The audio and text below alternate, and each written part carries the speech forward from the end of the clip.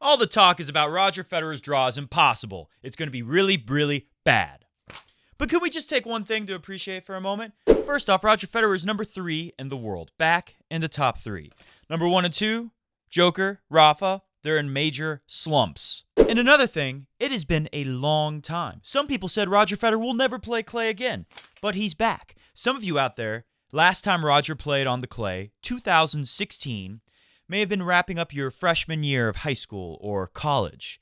If that's you, and please comment below if it is, you are now about to graduate from high school or college.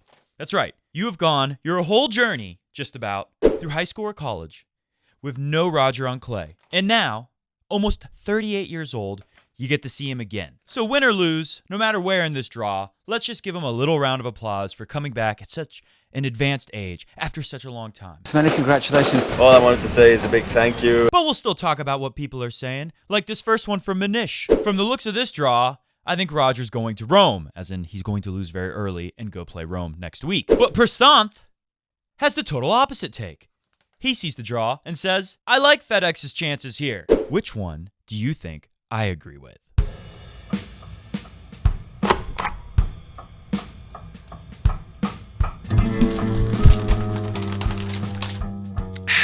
Today on Coffee Break Tennis, the Madrid draw. Of course, we will dive deeply into Roger Federer's and Rafa's Madrid Open draw. Also, Nick Kyrgios has a wildly entertaining first-round match in Madrid, and we're going to take a very close look at it. Stats, you know, all that stuff. Only problem for Nick is he lost in the first round in straight sets to Jan-Lennard Struff. David Ferrer says expect to see him week 2 at the French Open. What? I thought he was going to retire here. Also, we will talk about the match between FAA Felix Auger-Aliassime and fellow Canadian Denis El Shapovalov. Of course, Felix won and will next take on Rafa Nadal in the second round. Will Felix Auger also take the top spot as El Jefe of the very dangerous and terrifying Canadian tennis cartel? Sasha Zverev, right when he was getting his momentum back, loses early again. And, to make things worse, he said this is a match he would have won last year. We'll talk about that. Plus, we've got a couple repeat champions for 2019, some new ones. Who are these awesome young talents? Of course, we will talk about that, all of that, and 2 more things on today's episode of Coffee Break Tennis Mutua Madrid Open Especialidades. Special. Welcome to Coffee Break Tennis, the fastest growing tennis talk show in El Mundo. I am your host, Matt Bradshaw. Your co-host, Mr. Goat's not here, but he said, hey, why don't you just take that birthday card I gave you last month and put that on the desk. So, thanks, Mr. Goat. A couple things I mentioned before all those things I talked about, before the show unfolds before you. A couple shout-outs. First off, Matthew over at Racket Comedy put it on the screen. He has graduated from college. Does that mean the last time Roger played on clay that he was a freshman? Or is he like me and spent 9 years in college? Not a doctor. Just took a longer route. It's normal these days. So hey, comment below. Go to Racket Comedy. Go to his INSTANTgram. Go visit Matthew's INSTANTgram. That's not enough hearts and comments.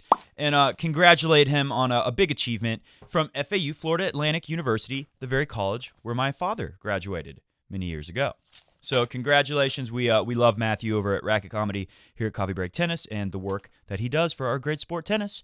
And second, one more shout out. I had mentioned before that I was going to see one of my all-time favorite tennis students go play in a tournament. He has now won 2 tournaments in 2 weeks playing against older kids. He will go for a 3rd tournament win next weekend. Take a look. I got this little clip from his match. It's only about 20 seconds. And check him out in action. And also notice how I kind of coffee break tennisified his clip a little bit.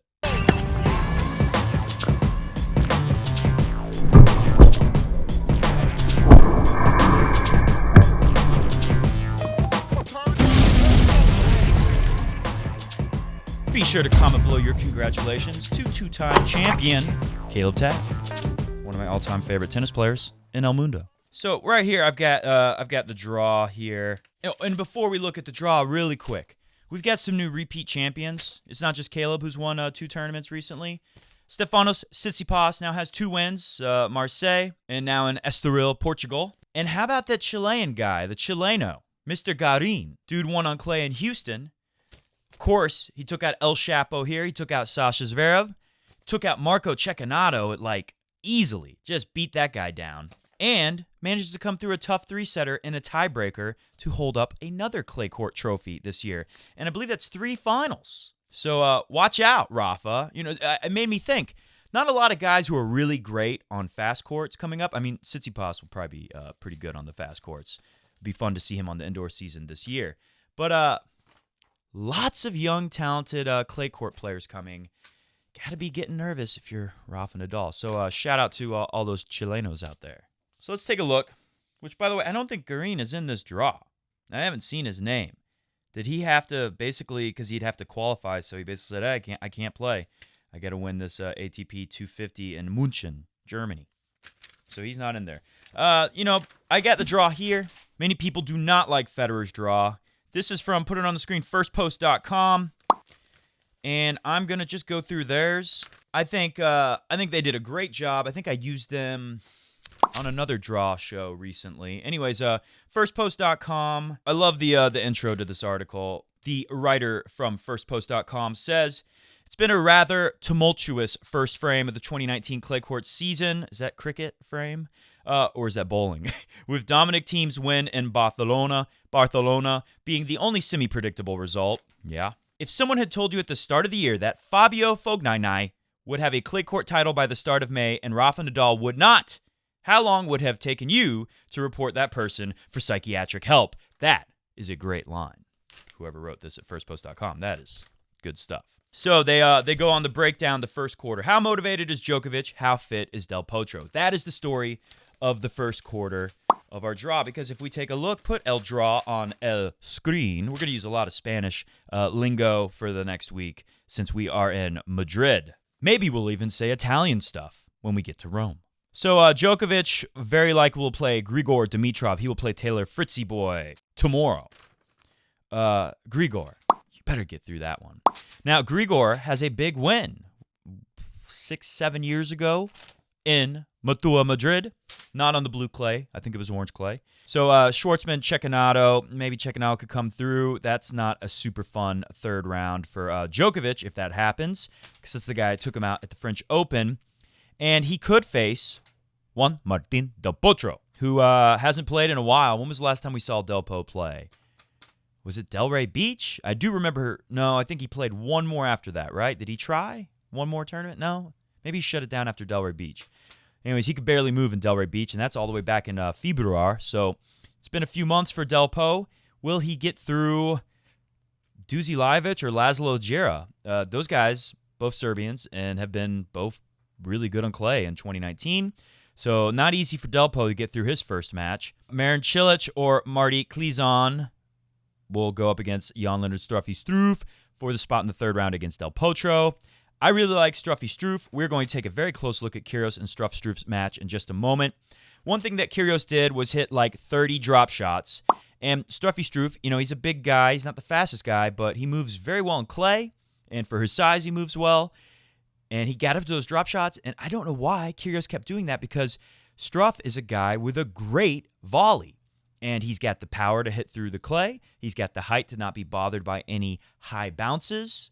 And he's just playing well this year. He's looking confident. He's looking maybe like Dominic Thiem. Maybe Struff is feeling a little bit like, this is my moment. I like Struff to get through and to face Djokovic in the round of 16. Is that right? Is that the round of 16 there? No. Sorry, that's the quarterfinals. I like Struff to get through the quarterfinals. Let's see what MrFirstPost.com said. Joker could start against Grigor. Bulgarian showed signs of life in Monte Carlo, lost to Nadal. That's true. Otherwise, mediocre clay results. That said, Dimitrov, he talks about how he beat him in Madrid 2013. I was close, 6 years ago. Quarterfinal prediction. Djokovic defeats Lajovic, dark horse, Jan-Lennard Struff. First round, must watch Shorty D and Cecchinato, the Italian. Okay. So let's hear what this Let's hear what this guy says about Federer's quarter, the next quarter, right below Joker. Federer, on his part, has a couple of significant obstacles before he gets to Dominic Thiem. He also says Federer returns to clay, but his journey may be short-lived. I don't know. In fact, put this on the screen. I'm not going to read it because I can't remember exactly what they said. But Damian talked a little bit about, read it on the screen and tell me if I'm right. I think Damian said something to the effect of Roger's got the nice variety that could really pay off here. And I think we saw that with Jan-Lennard Struff and his win over Kyrgios. It was really nice that he could hit big from deep in the court and that he could come up to the net and take care of short stuff, no problem. Roger Federer is going to be even better at the net.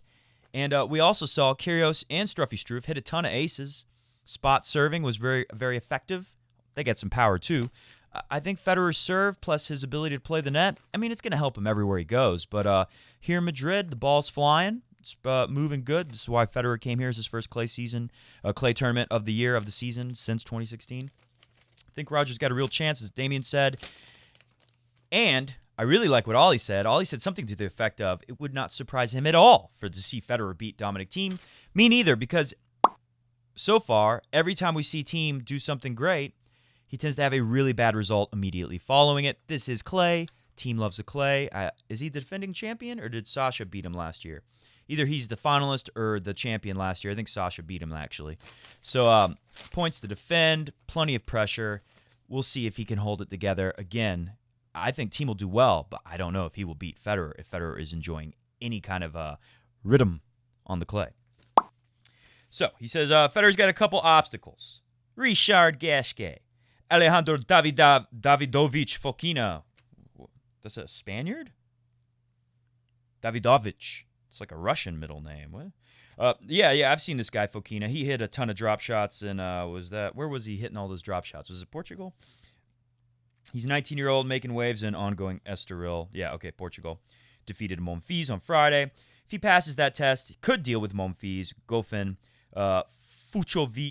Marty Fucsovics, none of who can be called easy opponents on clay, but also none of who any of you would bet your house or all of your money on beating Federer. Quarterfinal prediction, Dominic Thiem defeats Federer, dark horse Monfils. I don't know, man. Monfils is always hurt.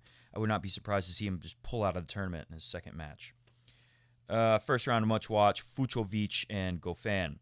Third quarter, I love this. This is why I didn't just go through the draw on my own, because some of the stuff was so good.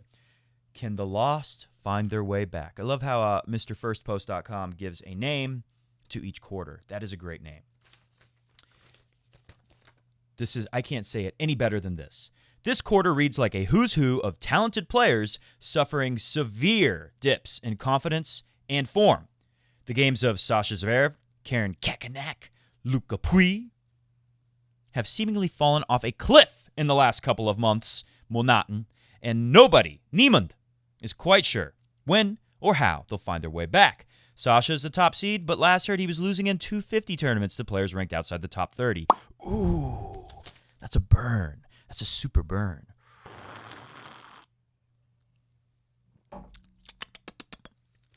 Oh, that must sound horrifying and disgusting.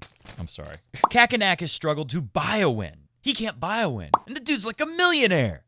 Can't even buy a win of any kind. Can't buy a win of any kind in 2019. And his job won't be made any easier by the fact that he is drawn to face the ultimate Gegner, Jaume Munana, in the first round. And Pouille, a semifinalist at the Australian Open, who we were told would go on to do great things with his great coach, starts his campaign against Borna Coric. You know, when things are going bad, you tend to get a bad draw at a very important big tournament. Doesn't that happen all the time in our great sport, tennis? Stefanos Tsitsipas, who now has 2 wins this year, joins Federer and Dominic Thiem aus Österreich. Tsitsipas, second highest seed in the quarter, and he might be licking his lips at the prospect of sleepwalking. That's the only thing. I hope he's getting enough sleep because he's played a lot.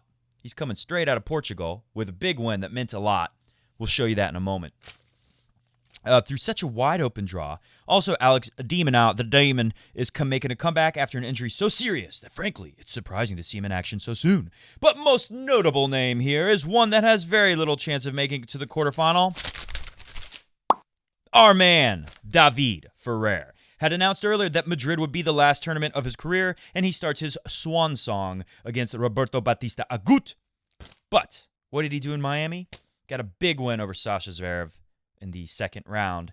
And if he can get through Agut, which if Agut is a good boy, he will, I'm not saying like throw the match, but maybe make it possible for David. Don't give it to him, but don't go all out on trying to beat the guy. Come on, Bautista Agut. Give him a chance.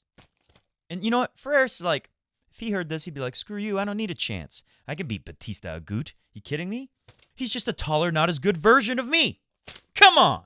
He could run into Sasha Zverev and Coric after that. So sometime in the middle of this week, we should expect to see a tearful farewell for one of the most liked players on tour. That is very true. I like him to beat Sasha Zverev and get another big, inspired win in Madrid. And I would love that. I would love to see him go all the way through this draw. That would be, what a story. But the quarterfinal prediction here from Mr. Ersta Post is Stefanos beats Coric. I could see that. Dark horse, Jaume Munari. First round to watch, David Ferrer, Bautista Agut. Yeah, watch every Ferrer match. Do yourself a favor. If you're new to tennis, and you're not a big Ferrer fan, you don't know much about him, this guy is one of the best guys on tour as far as I can tell. He seems like a great guy. And one of the best games to watch on tour, so make sure you check that out. Fourth quarter, what ails Rafa? I'll skip through this and just tell you the prediction is Rafa beats Medvedev. Dark horse, Stanislav the Manislav Wawrinka. First round to watch, Shapo versus Felix. We already watched it. It was okay. Shapo made like 40 unforced errors. Semifinal predictions, Dominic Thiem beats Novak Djokovic. Rafa beats Stefanos Tsitsipas. And the final prediction, Dominic Thiem beats Rafa. Gotta tell you, it seems possible. Now, let me take a look at all of this stuff. That's pretty good technique on that one. Oh, we got another. In honor of Nick Kyrgios. Let's hit a drop shot. That was terrible.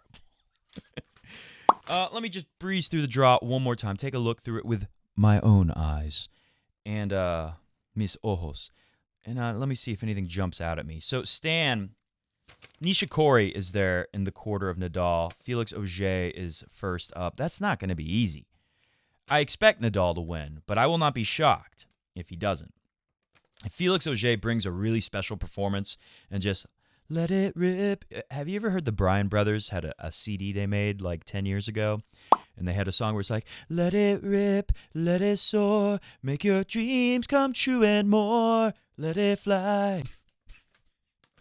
Anyways, if Felix just let it rip, anything could happen in that match. Rafa, I just want to say something about Rafa. One, Djokovic beat Rafa so bad in that final of the Australian Open to kick off the year. All of the good Rafa did, it was a great run Rafa had. All of that gone, negative confidence, no confidence. Crisis of confidence for Rafa. On top of that, the injuries. Every year, it seems like they're getting worse. He has to take longer breaks. He can't push his body 100% in practice, in matches. I'm not saying he's hurt, although we've heard that he's struggling with issues on his left wrist. So maybe that's hurting his forehand. Maybe he can't let it rip on his forehand with that wrist pain. I think Rafa is so worried about injuries coming back all the time. I think he's just haunted by the fear of injuries coming right back and having to skip more tournaments, more practices, and fall further and further away from his very best level of tennis. I think Rafa has got to be wondering now, will he ever get back to his best? Ever. So I believe he is going to fight and do well here, but I would not be shocked if he lost. If he does beat Felix Auger, he would play Basilashvili, Francis Tiafoe, Cole Pickle, Kukush, the Kushmeister, Mikhail Kukushkin. All those guys sound a lot better than Felix Auger, although Cole Schreiber can put in a tough match, and Basilashvili can bash his way through things. And Tiafoe, every now and then he can put together a great performance. Nishikori will have to get through Gilles Simon or Hugo from Bolivia, qualifier. I've never even heard this name. That's rare for me. Stan Wawrinka, Air Bear, Guido Pella, and Danny Medvedev. Guido Pella is not a great first-round draw for Danny Medvedev, So we'll see how that goes. Medvedev, who can play so great, but seems to fall apart sometimes. Is he tired? Is it a confidence thing? I don't know. I mean, he's doing great this year, so I like him to get through too. I don't know if I trust Nishikori. It's kind of like with Monfils.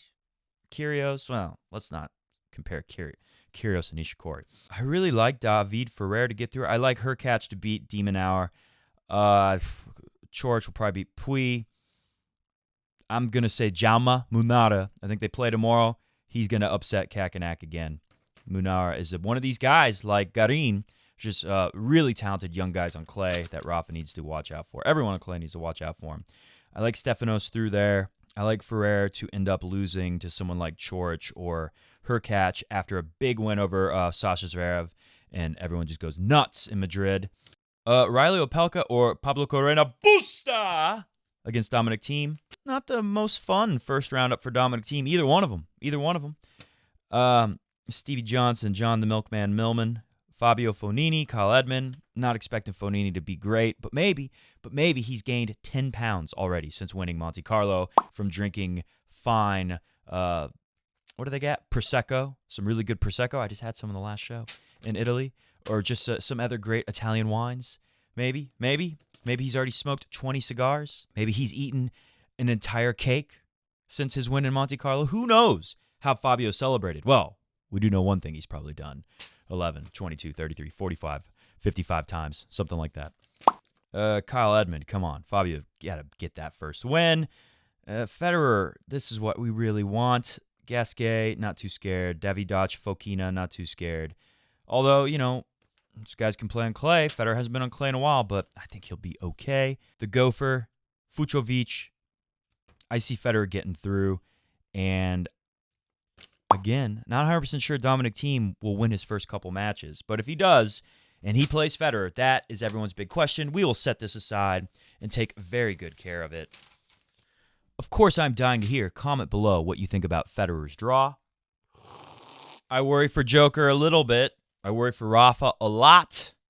I worry for Dominic a tiny bit because he has his setbacks, but he's got to be pretty focused at this point. Things are going so well. Not too worried about Roger. I would love to see Roger and Dominic Thiem play. I would love to see Roger get revenge after Indian Wells. We shall see as the matches unfold. So, of course, we will be back. Roger Federer will play Tuesday night. Don't forget it. And we will be back Tuesday night or early Wednesday morning, somewhere around there, to talk about Federer's first match and everything that has unfolded. David Ferrer, you will see me in the French Open second week. What does this mean? David Ferrer's post-career days are set to be busy. The Spaniard revealed in a conference call in Madrid on Thursday. This is from Luigi Gatto. TennisWorldUSA.org is the website. I see myself in Llavea, somewhere in Spain, with my familia. But you will see me in the second week of the French Open, says David Ferrer. I'm happy to end a stage in order to start another one. I will play the Senior Tour, of course, at Majors, week 2. There's less matches because there's less people in the draw, so you get to see legends of the game play seniors tennis exhibition doubles matches. So we will get to see David Ferrer do that. I am already studying to start cooperation as a commentator, improving my English and my language. He also talks about he's going to help run an academy with his brother. And he also said, which just tells you a little bit about the guy, I got so much support over the last months. I did not even know if I deserve all of this. Now I end my career in Madrid because it's my home, and here the best guys compete, and Feli, his friend, is the tournament director too. Nice little cherry on top for David Ferrer. I used my wrist. If you play tennis, never use your wrist on a volley. That was horrifying. Can't believe that. I did that. So, again, watch out for David Ferrer this week. It's sad to see him go, and what a great personality.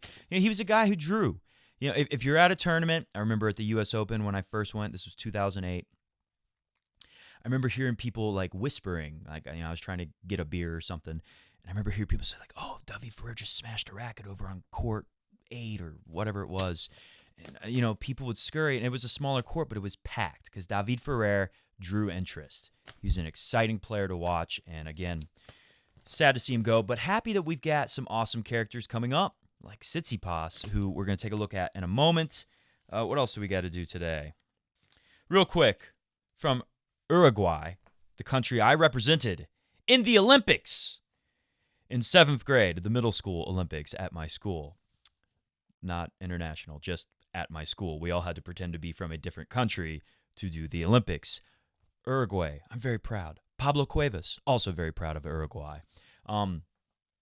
He lost to Tsitsipas, but he hit this freaking crazy shot, who Roy Luo tweeted to me. Of course, I already saw it. Well, I shouldn't say of course. Not always.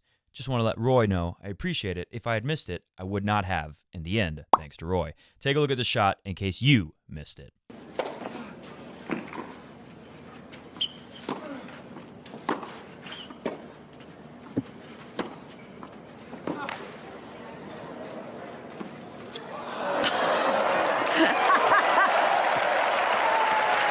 That's magnificent. And no wonder they're on their feet. They should be. It's incredible. I mean, amazing stuff. He's gone to those. Doesn't even look at the ball. Incredible. Increíble. But he did lose to Stefanos Tsitsipas, who inspires me. Not just Struffy Struff. We saw Struffy Struff play great at the net. I think Federer's his net skills are going to come in very handy on the clay. There's one thing about clay. Rafa moves so beautifully on the clay. But it is tricky to change direction on the clay. And if you wrong foot somebody with a great volley on the clay, there is no recovering. Someone who can get into the net on a clay match and hit great volleys can be very, very, very, very, very frustrating. Stefanos did it very well in his match. We'll take a look at that. Also, unfortunately, I don't have highlights from Garin, but we do have lots of them. So let's get into those highlights. First up, Nick Kyrgios. Kyrgios hit like a million trick shots. Underhand serves, tons of drop shots, tweeners, you name it. And one of the things you're going to notice right away is he does something it's pretty good. I got to give Kyrgios credit. He will fake one way and then cover the other way. So hit a drop shot, and Jan learned to Struffy Struff. When he has a backhand, 99% of the time, it goes cross-court. Struff can only hit backhands cross-court. So many times, we'd see Kyrgios hit a drop shot, and then watch him. Try not to watch, and don't worry, you won't have much trouble not looking at Struff because he's completely covered in shadow. It looks like Kyrgios is playing against a practice wall, a big black practice wall. Get ready, if you didn't watch the match, you're going to be shocked by how bad the shadow was. Hopefully Federer never plays when the shadow is this bad. Notice how when the drop shot comes, a lot of times Kyrgios will fake like he's going to run to cover cross-court, run to his left. So a backhand, I hit a backhand, cross-court that way. It's going to go towards your left as Kyrgios. Kyrgios will start running towards his left, and then when you're supposed to split step, he will split and move to the right and cover the line. So he makes it look like he fakes like he's going to go cover cross court, and it worked a couple times. So let's try to keep up with try to watch all these first four plays are all fakes. Well, they're all drop shots from Kyrgios, and he fakes one way or the other, and it works a lot. Oh, first is a saber, and he tried to fake the line, then he moves back cross. Here's the drop, moving to the right. Nope, going back to the line and puts it high and away. Coming in. That one, he actually just goes to cover the cross and stops and forces Struff to hit up the line. Look, it's not that hard on an easy ball like that. But balls going heavy cross court, Struff rarely pulls those up the line. This next drop shot, Kyrgios just holds his ground in the center, and it's a pretty good drop. And a nice way to handle it and put it away. Here's your first underhand serve. It goes in the net. Underhand serve into the net. Well, we saw that against Rafa. So this is pretty incredible. So fake drop or underhand serve goes in the net. Here's the second one. It looks like another. And then it's a pretty heavy one up the tee. And the crowd is laughing. That has to be pretty distracting for Struffy Struff. So I thought that was pretty hilarious. So at 5-all, we get a bad drop shot in the net. This is starting to get very predictable. And like I said earlier, Struff is great at the net, as you're going to see in some of the highlights coming up in a moment. And he starts hitting great volleys at the net. Why do you want to keep bringing this guy in there when he really likes it? I know he's standing back and he's a big, tall guy, not the fastest. But he's been getting up there just fine. And only the best drop shots work for Nick most of the time. And as we get to the tiebreaker, you know, Nick is not making a dent. Like, I think Struff in this first set, he wins like 97% on his first serve, something crazy, and like 80% on the second. Nick's not getting enough serves back in play from Struff, and he's just not doing enough to win those points. He's really not challenging. So Struff feels no pressure on serve in this whole first set. Whereas Nick, it doesn't look like he's feeling much pressure because he's hitting drop shots like crazy, and he's doing all kinds of stuff that's not working. We see him fall down love 30, and then he's got that big serve where he can go boom, boom, ace, ace, or at least big serves that don't come back, and get right out of trouble and hold serve. He gets to the tiebreak, but the only problem is, Nick, you can't keep doing that because when you get to the tiebreak, especially against big server like Struff who's holding easy, or at least, make him feel pressure on his serve, but you didn't. When you get to the tiebreak, you lose a point on your serve. That's catastrophic. When you're serving a whole game, every point is you serving. You got plenty of opportunities to dig out of trouble. That doesn't work in the tiebreak. That's why no one wants to play freaking tiebreaks. And there goes the racket. Like I said, very predictable. Kyrgios was going to be sloppy and give away a mini break in the tiebreak. Of course he did. At this point, he has to make up ground, and he has to actually win points on Struff's serve, and doesn't. Now it's 6-4, smashes the racket. This is great. Look at the kids. Nick, please. Please, Nick, give us your racket. We can't reach it. Right here, this point, last point of the set, 6-4. Struff has to know at this point, just keep the rally going. Nick's going to hit a ball out. He's gone mentally now. And sure enough, the backhand goes wide. Here's an underhand serve that actually goes in the second set. I had to show you that. But again, why bring Struff to the net? Look how beautiful that volley was. What a brilliant response off the underhand serve. Another underhand serve comes later. And again, Struff is going to outplay you at the net. Can't get that.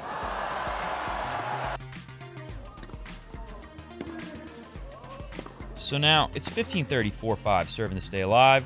Bad drop shot sets up match points. Bad timing. You're going to see Federer use a lot of drop shots, and he's not going to do it at a time like that. Hopefully. He might against Dominic Thiem. Didn't he do that in Indian Wells in the final? Again, you got to be bold in a final, though. This is the first round. Don't do that, Nick. You got a great serve. Second serve, 15-40. And why not bring the guy to the net? Not much done there, but beautiful hands. With the cross-court volley. Let's take a look at the stats real quick. I mean, Kyrgios has 17 winners on 14 unforced errors. He's doing a lot of great stuff, but, they don't count it as unforced errors, I guess, when you don't do anything with your opponent's serve. Struff, 19 winners on 4 unforced errors. Make him play a little. Struff might have hit some unforced errors if you made him play more balls, especially on his own serve. And like I said, look at that. 29 out of 32 serve points won for Struffster. 32 out of 47 for Nick. So that gives you a great idea. Look how flat Kyrgios is. 26 rotations per second on his forehand. 21 on the backhand. Compare that to Struff, 51 and 40, which is kind of average. 40's actually kind of flat, but in the 20s on both shots. And like I said, Struff winning 95% on first, 85 on second. Come on, Nick, you got to do more than that. Both of them acing, 7 aces on 0 doubles. Good serving. And for the match, Nick still 22 and 21, but Struff 37 and 10. That's plus 27 in the winners to unforced errors differential. Serve points won pretty high. Only lost 8 points on serve total for Struffy Struff. Contrast that to Kyrgios, who lost 19. That is more than double. Struff pounding the first serves harder than Kyrgios. Kyrgios hitting the second serve on average harder than Struff. Kyrgios started whipping that forehand. You know why his forehand was in the 20? Because he has kind of a whippy forehand. 35 RPS on the forehand. You know why? I think why it was in the 20s on the first set? Because every forehand, half of them were drop shots. And that's all we got for you on the stats. 12 aces on 2 double faults. Great serving from Struff. And 9 and 2 on Nick Kyrgios. 38% won on second. Tells you a lot there. Let's take a look at my man Tsitsipas, and then we'll do a couple more things, and we'll wrap up today's show. Look at Tsitsipas since the time to go to net so beautifully. Finish the volley like an expert. Check out the serve and volley with that. What hands? Tsitsipas can do it all. Tsitsipas looks like a guy who will be #1 in the world one day. Beautiful movement on clay, sliding into the drop volley.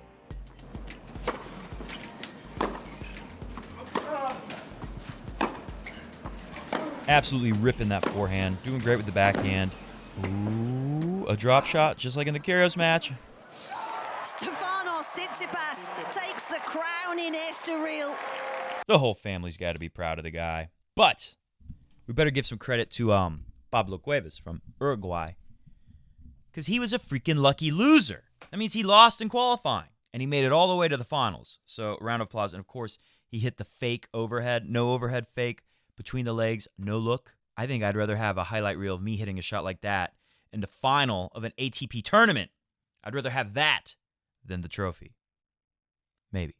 I was going to take a look at the stats from Shapo, but we're running out of time here. I will say this. Shapo, I think he had 38 unforced errors. And just watch the tiebreak. If you didn't have a chance and you're going to go back and try to watch it, watch the tiebreak at the end of the match. Felix is playing more consistently than Shapo. We knew that. And Felix is playing well, and a lot of great stuff in that match. But Felix gets tight. Tiebreakers, serving for matches, as we've seen in Miami against John Isner. And Felix gave the lead in the mini break right after he had the break. I think he breaks Shapo in the very first point of the tiebreaker. Shapo just gives it away right away with an unforced error. And then Felix gives him 2 errors. So mini break back and a mini break to you, sir. I believe that's exactly how it went. Something like that. And then Shapo just, how about some more unforced errors too? I think the match ended on match point, forehand. Well, he's a lefty. Inside out forehand wide, way wide. Something like that. So, look, I love Shapo's game. He's a lot of fun to watch. But I keep thinking back to the match I was so lucky to see. Miami, Tsitsipas, Shapo. Because of Tsitsipas and his mindset, the guy is so focused. I thought for sure more consistent. Going to beat Shapo, but should be a good match. Shapo played the most consistent, smartest match, most focused match he's played all year, maybe ever, that day. So happy I was there to see that match. And I have not seen him play anything like that since. And I just hope Shapo can get back to that and hold on to it for dear life. All right, just a couple more things, and we will be done with today's show, and we'll let you go watch some Madrid Open. Sasha Zverev, frustrating match. 1 year ago, I would have probably won. Of course, this is over Christian Garin. Sasha Zverev's bad year continues. This is from tennisworldusa.org by Luigi Gatto, the big cat of Italia. Sasha Zverev's bad year continued in München on Freitag, losing to Christian Garin in a 3-set quarterfinal match. The German was in the draw as defending champion. Now, he's losing early. It was a frustrating match today, admitted the 22-year-old, who had defeated Juan Ignacio Londero. That's a great clay court player. I thought this is a sign that Sasha's back. Christian is a good player. In particular, on clay, he plays an aggressive style of tennis, taking the ball pretty early, which is nice to see. You know, I love players who take the ball early. They are more fun to watch, in my humble opinion. By the way, take a look at this picture from juniors. Not the first time Sasha Zverev lost to this great young clay court player from Chile, one of my all-time favorite countries. However, I had my chances and 2 match points, but it's not working. He had match points. I mean, Garin is for real. Last year, I would have probably won the match 7-5 in the third. This year, I lost in this kind of situations. I was on a 9-match winning streak in München. Well, it was very nice, but all good things come to an end. Can you imagine the look on his face as he says this? I'm looking forward to next year. Zverev was asked, is there anything he can do to change this situation? He can't do anything. I'll start to get ready for the next tournament, hoping for a better run in Madrid. He did beat Dominic Thiem last year. He will try to defend the 1,000 points in the Spanish event. Next week, he will be number 4 as Roger Federer overcame him. Oh, so sad. So sad for the young man who's going to take over our great sport in 2019. What else do we got? That's it. Ta-da! All right, hit the music. Thank you for watching Coffee Break Tennis. It was a super fun show today. Indeed, I am in a rather good mood because this fella right here is back in the top 3. My big question is, after all the clay is said and done, will he possibly be number 2? See ya!